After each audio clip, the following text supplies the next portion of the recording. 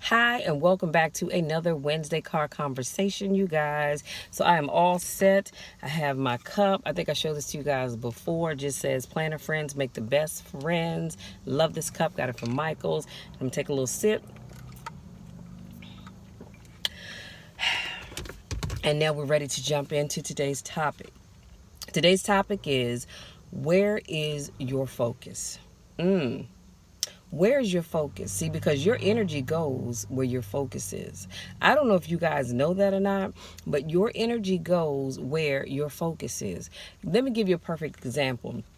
If you have an ex and things didn't end well, and you just absolutely cannot stand, and I'm going to even dare I say hate that person, and you focus on your hatred for that person or your dislike for that person, that's where all your energy is going. So I need you to be careful about where you are putting your energy. Stop focusing on things that you don't need to focus on. So let's jump right on in. Number one, create a gadget-free zone. That way you stay focused on what you're doing at the moment. And I have an example. Put down those phones. Y'all know we love to stay on our phones, don't we?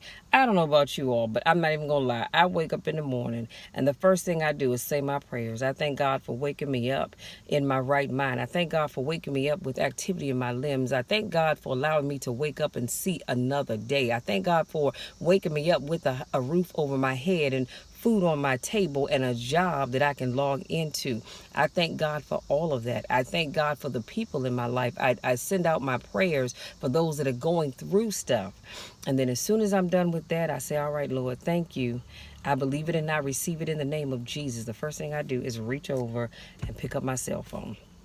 I do. I'm not even going to lie. I pick up my cell phone. Number one, I'm looking to see what time it is.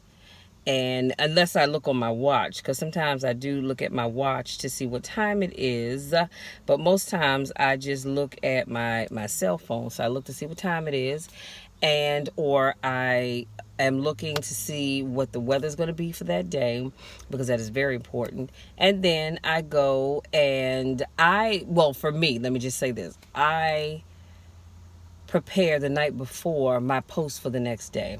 That's a whole nother video. Maybe I'll do a whole talk about that, but I like to do that. So when I get up in the morning, I will cut and paste whatever it is that I've typed up, and I will copy it into Facebook and select the picture that goes with that, whatever it is I wrote, and hit the submit button. That's just because my day is just so busy. I have to prepare the night before. But sometimes I get frustrated with the stuff that I see on social media. It could be stuff that people are doing. It could be stuff going on in the world. And so what I've come to figure out is that my focus is on sometimes too many negative things, and so I have to get off social media. That's where I was going with this whole thing anyway. But I have to get off social media just so I can regroup and get myself together. Okay, so I need you to do that. Create a gadget-free zone. And so that could mean that maybe you're not on any type of gadget, meaning your phone, your iPad, your computer, in your bedroom, the kitchen, the living room, the basement, the bathroom, wherever it is, whatever zone you choose to create, you need to make that a gadget-free zone so that when you're in that particular area, you are not on any form of social media. Okay? It's that simple. Number two, go outside and take a walk. Sometimes you need to go outside, just take a walk and clear your mind and take in all the beauty of nature around you. You will be surprised at the things that you see. I remember a few weeks ago, one Saturday, my sister and I, we decided to get up. And y'all, if you know me, you know I am not an early riser when I don't have to work. But it was on Labor Day. We got up early and we went for a walk in her neighborhood. Nice walk, mind you. And we ended up running into a young lady that we went to high school with. And so, I just speak to people. So, we spoke, and so one young lady, she said, "I know you." I said, "Who, me?" She said, "Yeah." I said, "Oh, okay, from where?" And she said, "Did you go to Central?" I said, "Yes." She said, you had a sister named Trish, right? And my sister said, yeah, I'm right here. And we just hollered laughing. So apparently she knows me because of my sister. They graduated together. And I thought, oh, that is so neat. But of course, with people wearing masks and things, I didn't know who she was. And to be honest with you, had she not had a mask on, because I didn't end up going to her page, I still probably would have known who she was. But I was going somewhere. Oh, I was talking about going outside. But see, had we not decided to go out and take a walk, Trish would not have known that her and her wife, they live like right around the corner. My sister's in the single family home section, and right behind her is the townhome section. And my sister never would have known that she lives right around literally around the corner from her in the townhome section. And so I got to meet her and her wife, who are just lovely people, and one of her girlfriends who's also a neighbor, and they were out getting their walk in. And so it was just nice. We had a good time just talking and laughing and all of that. Of course, by then I was too tired to walk anymore because we had already been walking.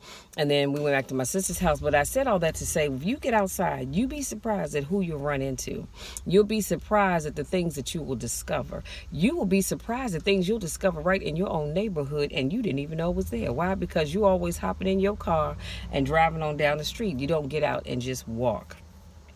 Number 3, I said create a to-do list, and this will keep you focused. I don't know about you all, but again, before I go to bed, I create a to-do list of the things that I know for a fact that I need to do. So when I go to bed tonight, I will have my to-do list for tomorrow already set up. I know I'm going to get up. I'm going to log in for work at 8 o'clock. Sometimes I'd log in about 7:45. Well, between 7:45 and 8, just depends. I'm going to log in for work. I know I need to check my email, both my work email and my personal email accounts, and then whatever else it is that I'm going to need to do for tomorrow. But I have a to-do list, and I highlight or cross off things as I get them done. That way I stay focused, because when I don't, my mind is all over the place. And then at the end of the day, I go, oh, shoot, I was supposed to do whatever, and I didn't do it. You know why? Because I didn't write it down. So if you want to stay focused, write things down. And then number 4, I said, take a mental break throughout the day. One of the things that I've learned about working from home is that you get so caught up in what you're doing that you forget to take mental breaks. Because in the office, my door's always open. So people come in my office, hey, Sheila, what's up? They'll sit down, we'll chit chat a minute. Or I may decide I need to take a break. So I get out of leave my office and go walk to somebody else's desk or cubicle, and we chit chat a minute. But when you're working from home, you don't have that break, because I don't have my coworkers. And if my mom's in the house, chances are she's downstairs doing whatever she's doing. I'm upstairs working. So I need you all to take mental breaks throughout the day. It could be to take a quick power nap. It could be to take a walk. It could be to get in your car and say, you know what, I'm going to drive on over to CVS and get whatever it was I said I was going to get later on. I'm going to take a quick break and run on over there and do it now. But you've got to take your breaks. And then number 5, I said limit your distractions. And I know what you're saying, Michelle, that's hard. You have no idea. I have a husband, I have kids, I have this, I have that, I have the other. Well, I can't say I don't have any small kids anymore, thank God, because my daughter's 32 years old. I don't have a husband yet. But I do understand how when you have a house full of people, especially now that we're in this time of pandemic and most people are working from home, you are more susceptible to distractions. But you've got to figure out how to create the space where there are no distractions, even if it's just for a little bit. One thing's for certain, two things for sure. When I'm doing my videos, people know, whoever's around, they know, look, I'm going to my other studio, which is my truck that I'm sitting in. Well, this isn't my truck, this is my mom's truck, but because it's in the driveway, mine is sitting over there on the street. But people know I'm going to my studio. I have got to record videos. So for the next hour, I need to be left alone. When I'm in the house, I'm upstairs in my room, and I transform it into my studio with my backdrop, camera setup, lighting, all of that. And I say, look, I'm going to be filming, so I need 1 hour. I may not necessarily take an hour, but just give me 1 hour with no distractions. So don't yell upstairs calling my name. Don't barge into my room. None of that, because I need my space to focus on what I am doing. Okay. And so, like I said, you're gonna have to figure out how to limit your distractions. I can't speak for you because I don't know your situation, but you've got to figure that out. And then lastly, number 6, limit your multitasking. I have become the queen of multitasking. Okay. If you all could see me throughout the course of the day, I am multitasking many, many days of the week. I mean, sometimes I'm doing 2 and 3 things at one time. Let's take a typical Sunday. Sunday morning, I get up, I stream worship service online, and then after that, I am uploading one video, but I'm editing another. And then I'm probably doing something else at the same time, or working on some notes for the following week or the following month or whatever the case may be. So I've got all of this stuff going on, and what happens is my mind is just being stretched in too many directions. So I'm trying to get to a place where I don't multitask as much. Or if I have to multitask, maybe I'm only doing 2 things, not trying to do 4, 5, and 6 things, because that's just too much. It is too much. And that's like even at work. When I'm working, I'm logged in and I'm working, a lot of times I am multitasking because I am handling things that came to me directly in my personal work email, but then I'm also handling things that came into the CRC messages email box. And then I'm trying to do something for somebody in the office that, hey, Shell, can you do me a favor? I'm trying to do this, but I can't find that. Can you help me out? Or a consumer called and they said this. What advice do you think I should give them? And I'm trying to do all of this stuff at one time. And I've had to say, Michelle, stop. Take a deep breath in. Get yourself together. Focus on one thing at a time. It's all right to say, hey, you know what? I'll get back with you. Let me finish up what I'm working on, and then I'll get back with you and answer that question. And stop trying to take on everything, because it's just too much. Yeah, that's all I have. Again, today's topic was, where's your focus?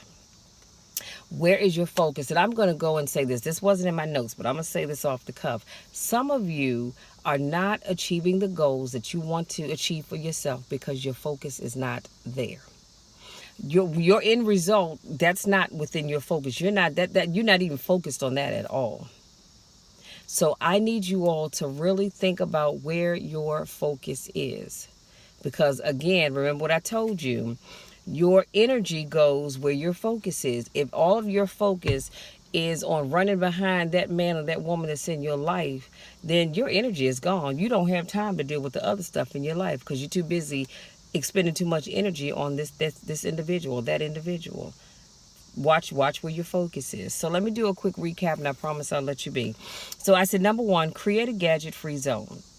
That way you stay focused on what you're doing at that particular moment. So for some people, their kitchen is a gadget-free zone. There are no cell phones at the table. There's no iPads because, in some families, the kids have their iPad. I've gone out to eat and I've seen it.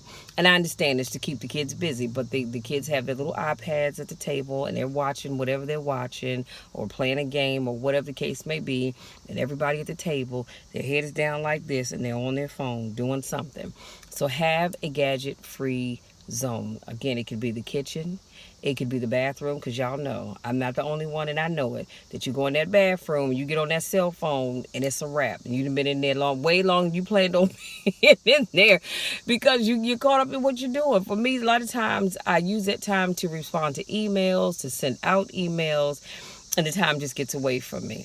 Whatever that zone is, that's what you need to do. Or you can say, look, there's no gadgets in the bedroom. Some people don't even have TVs in their bedroom. You know what I'm saying? Because that's the time that you and your spouse spend with one another. Or that could be the time if you're by yourself, where you use that time to spend time with you and with God. So whatever that is, you create that. And then number 2, I said go outside and take a walk. Number 3, create a to-do list, because this will help you to stay focused. Number 4, take a mental break throughout the day. Now let me go back to number 3. Every now and then, when I make a to-do list, if something comes up or I think about something that I should have been doing, if it's not on that to-do list, I'm not doing it. I'm just not. Because I said, Michelle, nope, you didn't put it on your to-do list for today. Put it on there for tomorrow. It's as simple as that. Then I don't overwhelm myself. And then I said, number 5, limit your distractions. And number 6, limit your multitasking. This will help you stay so much more focused. I promise you. You guys, that's all I have. I want to say thank you so much to my newest subscribers. Thank you so much to those of you that continue to support me in all that I do. You know, I love you guys so, so much. And you know the drill. Y'all know the drill. I love you, and there's nothing you can do about it. Now what? I'm going to love you no matter what. Matter of fact, I'm going to always love you when nobody else even likes you. Till next time, take care.